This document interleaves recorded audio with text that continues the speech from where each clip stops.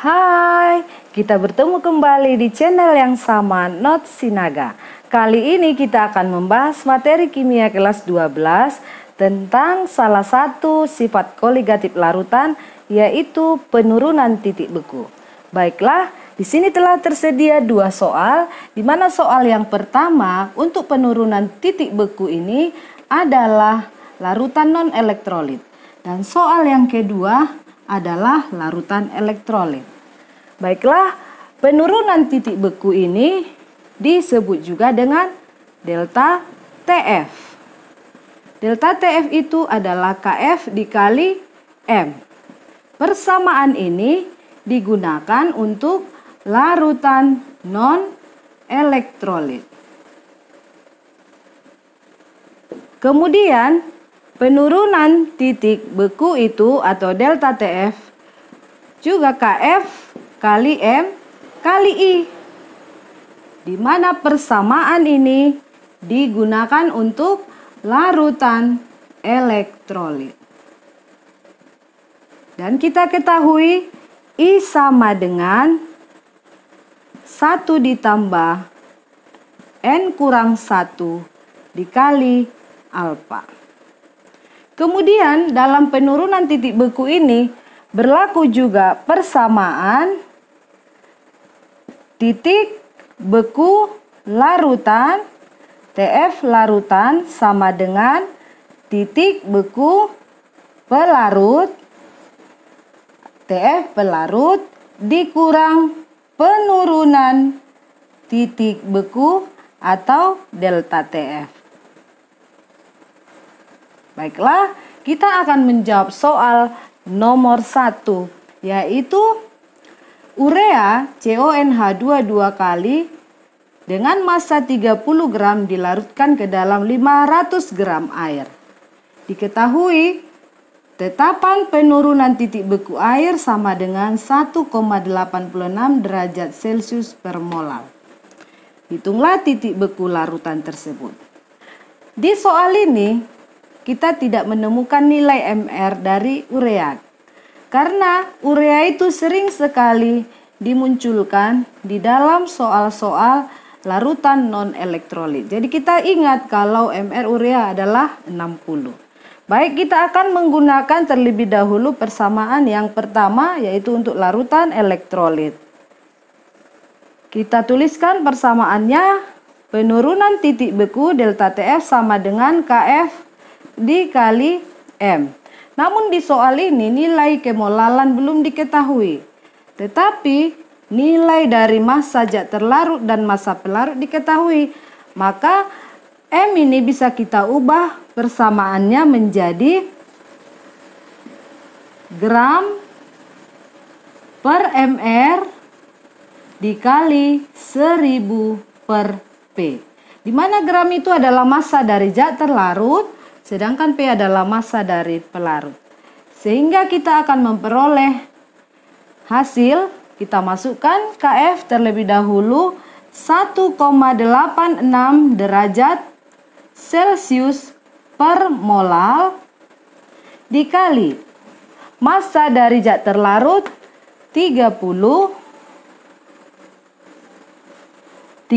gram per mr-nya 60 gram per mol dikali 1000 per P massa pelarutnya 500. Ini semuanya bersatuan molal, sehingga nanti molal per molal habis. Tinggallah satuannya derajat Celcius untuk penurunan titik beku. Nah, sekarang 1000 per 500 dapat 2. 30 per 60 dapat setengah, ya, 2 per 2 habis, sehingga 1 molal dikali 1,86 derajat Celcius per molal tinggallah 1,86 derajat Celcius. Nah, yang ditanya dalam hal ini adalah titik beku larutan. Maka kita gunakan persamaan TF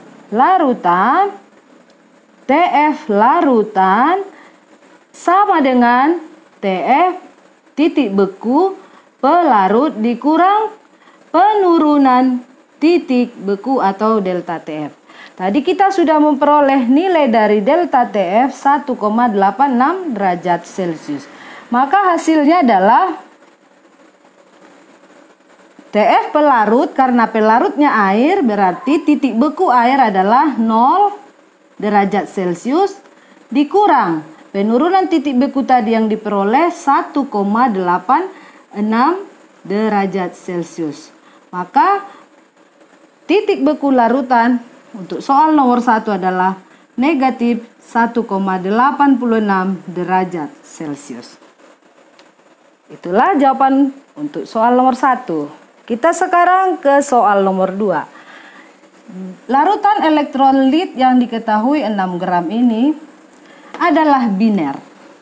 Ya, apa itu biner? Biner artinya larutan elektrolit itu memiliki nilai N sama dengan 2. Jadi kita akan menjawab soal nomor 2. Biner itu berarti N sama dengan 2. Jadi kalau nilai N-nya 3 terner, kalau N-nya 4 kuarter, kalau N-nya 5 penter ya. Nah, sekarang ini biner, berarti N-nya sama dengan 2. Kemudian diketahui massa dari terlarut dan pelarut. Berarti kita akan menggunakan juga persamaan yang untuk larutan elektrolit, tetapi dengan mengubah kemolalan menjadi gram per mr kali 1000 per P. Baik, kita akan tuliskan penurunan titik beku atau delta TF sama dengan KF kali M kali I. Nah, derajat ionisasi dari elektrolit itu yang ditanya. Maka derajat ionisasi itu atau alfa itu ada di dalam persamaan I. Maka kita akan menentukan lebih dulu nilai dari I dari persamaan ini. Nah, sementara penurunan titik beku dapat diperoleh dari titik beku larutan. Di sini titik beku larutan sama dengan min 2 derajat Celcius. Karena pelarutnya air, kita bawa ke persamaan ini. Titik beku larutan negatif 2 derajat Celcius sama dengan 0 dikurang delta TF. Berarti delta TF-nya sama dengan 2. Ya. Nah, 2 sama dengan KF, tidak diberitahu karena sudah ada di soal pertama, 1,86 derajat Celcius per molal atau molal pangkat min 1 dikali gram per mr. Kita langsung saja ke 6 per mr-nya 60 dikali 1000 per massa pelarutnya 100. Ini molal ya, satuannya molal dikali I. Berarti sekarang kita selesaikan dulu 2 sama dengan ini molal per molal, tinggallah derajat Celcius ya. Kemudian 1000 per 100 itu 10. 10 dikali 6, 60 per 60 habis ya. Ini di sini 10. 10 per 10 habis. Berarti 1 molal kali 1,86 derajat Celcius kali I sama dengan 1,86 derajat Celcius dikali I.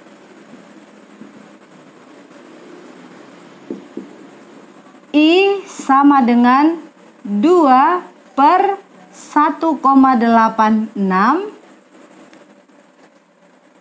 sama dengan 1,075. Tidak memiliki satuan karena di sini tadi ini 2 derajat Celcius. Derajat Celcius per derajat Celcius habis sehingga tidak ada satuan. Nah, sekarang masuk kita ke rumus I. I sama dengan 1 ditambah N kurang 1 dikali alfa. Jika nilai I sama dengan 1,075, berarti 1 ditambah N nilainya sama dengan 2. 2 kurang 1 kali alfa.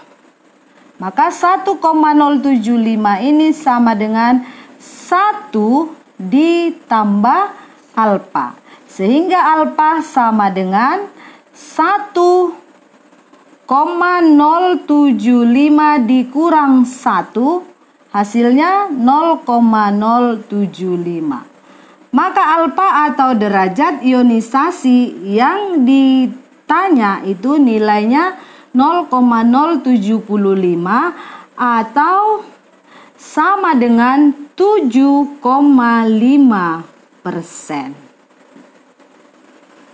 Demikianlah pembahasan kita kali ini untuk 2 buah soal baik elektrolit maupun non-elektrolit dari penurunan titik beku. Sampai jumpa, jangan lupa like dan subscribe. Dah.